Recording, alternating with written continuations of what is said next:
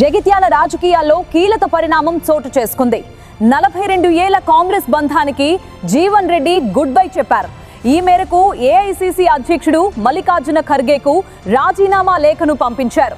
జగిత్యాలలో ఏర్పాటు చేసిన సమావేశంలో కార్యకర్తలను ఉద్దేశిస్తూ భావోద్వేగంగా మాట్లాడారు. అనంతరం రాజీనామా లేఖను విడుదల చేశారు. 42 ఏళ్ల పాటు కాంగ్రెస్ పార్టీలో నిస్వార్థంగా పనిచేసిన సరైన గౌరవం దక్కలేదని ఆవేదన వ్యక్తం చేశారు.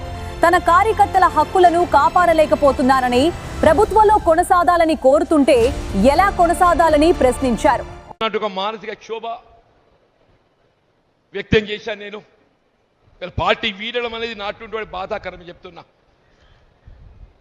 నేను స్క్రీన్ గీసుకొని ముఖ్యమంత్రి కావాలని చెప్పారు. కాంగ్రెస్ పార్టీలకు రాలేదు. కొద్దిమంది ఏదైతున్నదో స్క్రీన్ గీసుకొని ముఖ్యమంత్రి కావాలని పార్టీలోకి వచ్చిన వాళ్ళు ఉన్నారు.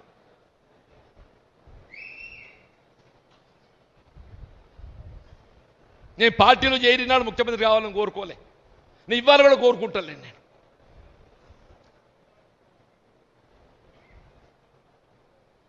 మీరు ఏ స్క్రీన్ గీసుకొని తొక్కుకుంటా ముఖ్యమంత్రి అయినరో